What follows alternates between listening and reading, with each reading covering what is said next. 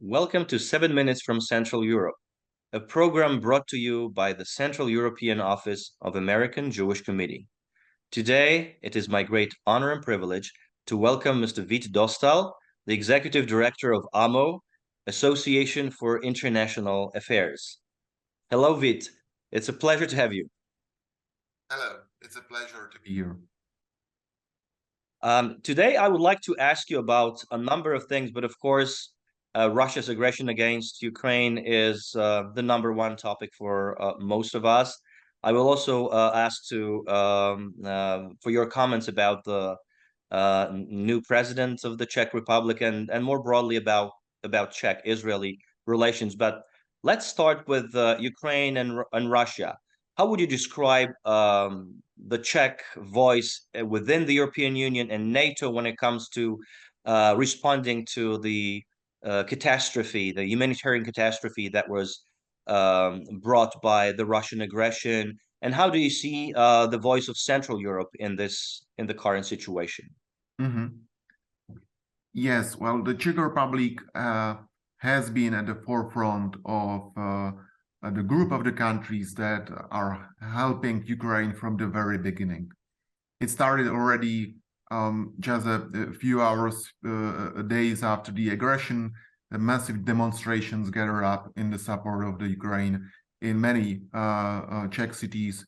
The Czech citizens started to send money to provide Ukraine with weapons, and of course that the government started to do many things. So the Czech Republic has been behind Ukraine when it comes to the military assistance, political support, and of course also the humanitarian help, because many Ukrainians who had to flee the country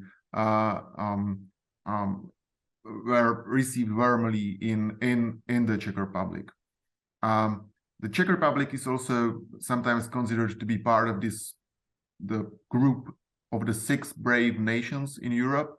That includes the Czech Republic, Slovakia, Poland, and the 3 Baltic countries, Lithuania, Latvia, and Estonia, that are pushing forward for more help to the Ukrainians.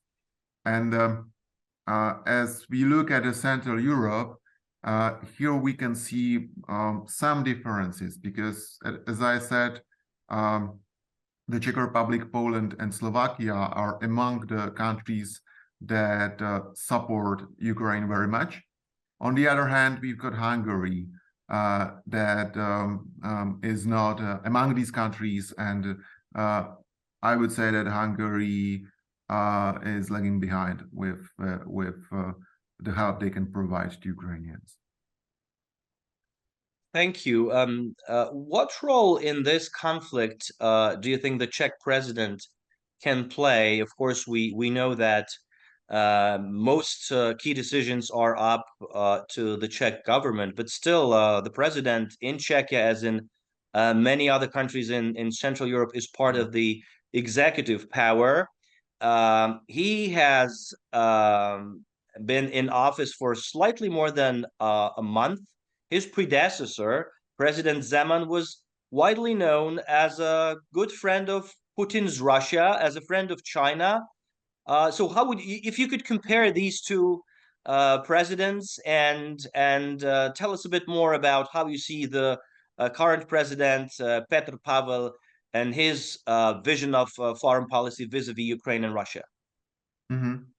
I think that the President Petr Pavel's presidency would be quite different to what we have seen and experienced with Miloš Zeman. Petr Pavel will work in cooperation with the current government. I think that his foreign policy views are very close to the views of the current government, of the Prime Minister, and of the Foreign Minister. We have to also remember that we have a coalition government in the Czech Republic, and some of the attitudes, for example, towards the European policy or towards the EU, might differ a little between the parties that are part of the government. But when it comes to Ukraine and the support for the Ukrainian people, there is a clear line without any differences in the government. And I think that the President Pavel will work very much in cooperation with the government. That means that he will support future help, support the future reconstruction of Ukraine a lot. And as he has quite some experience with NATO, he will probably be active also in this area. And what would be your personal opinion on the perspective for Ukraine to join NATO? Of course, we're not talking about this happening tomorrow or in a few months, but generally, how do you see this perspective? Yeah, I think that we have to keep the door open. There is also a conclusion from the Bucharest summit that the membership action plan is the next step for Ukraine.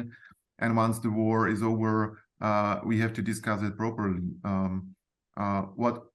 But on the other hand, what I think is more important even than the NATO membership is the EU membership and the EU enlargement, because it's not about the step itself, about the momentum of the enlargement, but it's also about approximation of the all legislation of the all the standards that we have in the EU with the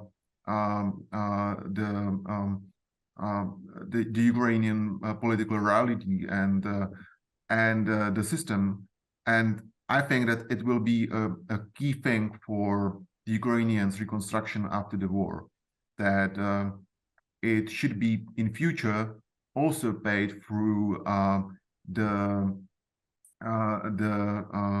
all the enlargement financial schemes, so that Ukraine is once the member of the EU, and I believe that it will not take that long time.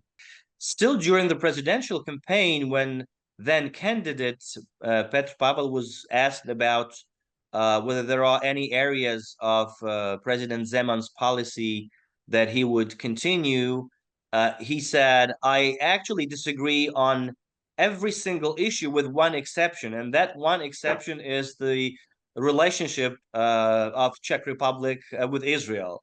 How do you see the current shape of Czech-Israeli relations? And maybe you could offer some thoughts on the perspective for Czechia to move its embassy to Jerusalem in the foreseeable future? Well, the Czech Republic is one of the closest allies of Israel, not only in the EU or in Europe, but also around the world. And that is kind of a DNA that we have in the Czech politics, not only foreign policy, but also in the Czech politics. About the move of the embassy to Jerusalem, I don't think that the current government is up to considering the move. I believe that there is also some view on the common European policy towards that issue, but definitely Petr Pavel would stay here as a friend of Israel in future and during his presidency. Thank you for sharing your views, your expert's opinion on the situation in Central Europe from your vantage point. You're based in Prague. Thank you again, and thank you to our viewers. Please join us in 2 weeks.